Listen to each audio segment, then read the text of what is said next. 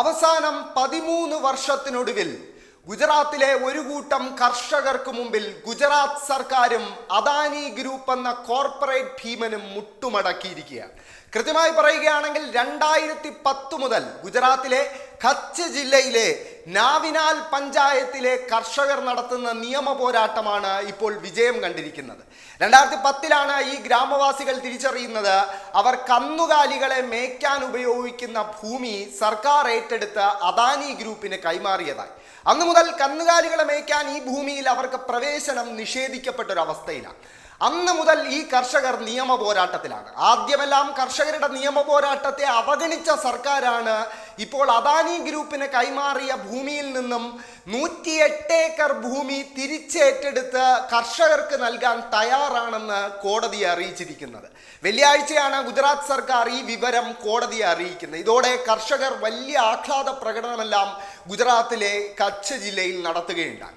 ഗുജറാത്തിലെ BJP സർക്കാരിൻ്റെ ഒരു കനത്ത തിരിച്ചടിയാണ് ഇതെന്ന് പറയേണ്ടിയിരിക്കുന്നു. കാരണം നരേന്ദ്രമോദി ഗുജറാത്ത് മുഖ്യമന്ത്രിയായിരിക്കുന്ന കാലയളവിലാണ് ഈ ഭൂമി ഏറ്റെടുത്ത് ഹെക്ടർ കണക്കിന് ഭൂമി നിസ്സാര വിലയ്ക്ക് അദാനി ഗ്രൂപ്പിന് കൈമാറുന്നത്.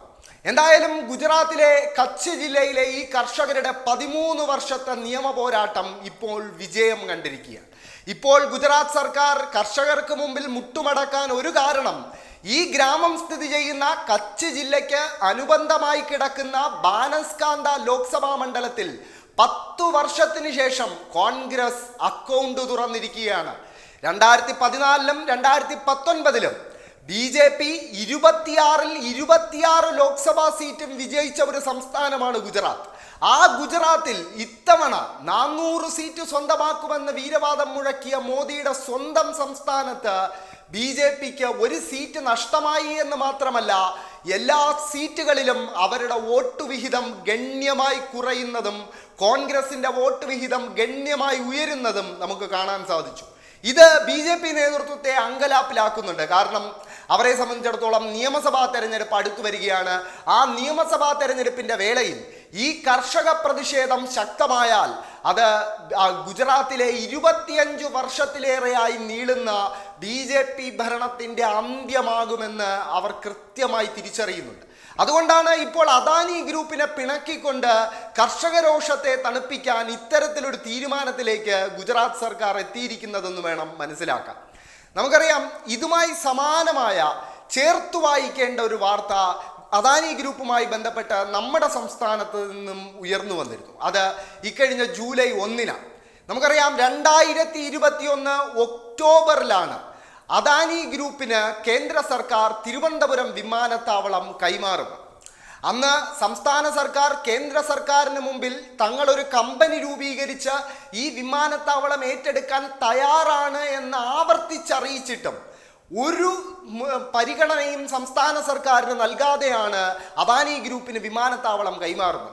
അങ്ങനെ ഏറ്റെടുത്ത അദാനി ഗ്രൂപ്പ് വിമാനത്താവളത്തിലെ യൂസർ ഡെവലപ്മെന്റ് ഫീസ്, ഓരോ യാത്രികനും നൽകേണ്ട യൂസർ ഡെവലപ്മെന്റ് ഫീസ് ഈ മാസം 1-ാം തീയതി മുതൽ, ജൂലൈ 1 മുതൽ വർദ്ധിപ്പിച്ചിരിക്കുകയാണ്.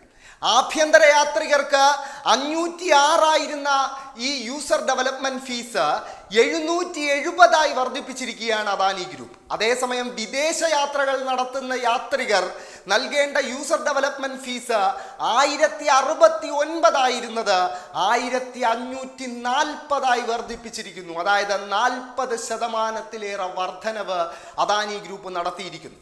ഇതോടൊപ്പം ഞെട്ടിക്കുന്ന, യാത്രികരുടെ വയറ്റത്തടിക്കുന്ന ഒരു തീരുമാനം കൂടി അദാനി ഗ്രൂപ്പ് പ്രഖ്യാപിച്ചിട്ടുണ്ട്. ഈ നിരക്ക് വർധന 2025 മാർച്ച് വരെ മാത്രമാണ്. അത് കഴിഞ്ഞാൽ എല്ലാ സാമ്പത്തിക വർഷവും യൂസർ ഡെവലപ്മെന്റ് ഫീസ് വർദ്ധിപ്പിക്കും. എന്നാൽ ഇതേ സമയം കേരളത്തിൽ തന്നെയുള്ള സംസ്ഥാന സർക്കാരിന് കീഴിലുള്ള കമ്പനി നിയന്ത്രിക്കുന്ന കൊച്ചി വിമാനത്താവളത്തിൽ ആഭ്യന്തര യാത്രികൾക്കുള്ള യൂസർ ഡെവലപ്മെന്റ് ഫീസ് വെറും 319 രൂപയാണ്. കൊച്ചിയിൽ ഈ യൂസർ ഡെവലപ്മെന്റ് ഫീസ് 319 ആയിരിക്കുമ്പോഴാണ് അദാനി നിയന്ത്രിക്കുന്ന തിരുവനന്തപുരം വിമാനത്താവളത്തിൽ അതേ യൂസർ ഡെവലപ്മെന്റ് ഫീസ് 770 ഉയർത്തിയിരിക്കുന്നത്. വ്യക്തമായ ഒരു പകൽ കൊള്ളയാണ് അദാനി ഗ്രൂപ്പ് കേന്ദ്ര സർക്കാരിൻ്റെ സഹായത്തോടു കൂടി നടത്തുന്നത് എന്ന് വ്യക്തമാണ്. നമുക്കറിയാം, ഗുജറാത്തിൽ പലയിടത്തും ഇത്തരത്തിൽ ഏക്കർ കണക്കിന് ഹെക്ടർ കണക്കിന് ഭൂമികൾ അദാനി ഗ്രൂപ്പിന് നരേന്ദ്രമോദി മുഖ്യമന്ത്രി ആയിരിക്കുന്ന കാലയളവിലും അതിനുശേഷവും കൈമാറിയിട്ടുണ്ട്. അതുമൂലം പല ഗ്രാമവാസികളുടെയും കർഷകരുടെയും ഉപജീവന മാർഗം മുടങ്ങുന്ന സാഹചര്യവും ഉണ്ടായിട്ടുണ്ട്. എന്നാൽ ഇത് ആദ്യമായിട്ടാണ് ഒരു കർഷകരുടെ നിയമ പോരാട്ടം അദാനി ഗ്രൂപ്പിനെതിരെ വിജയം കാണുന്നത്. അതും സർക്കാർ തന്നെ കർഷകർക്ക് അനുകൂലമായി നിലപാടെടുക്കുന്നത്. അതിന് വ്യക്തമാക്കുന്നതൊന്നു മാത്രമേ ഉള്ളൂ, ഗുജറാത്തിൽ BJP പരാജയ ഭീതിയിലാണ് എന്നത് തന്നെയാണ്.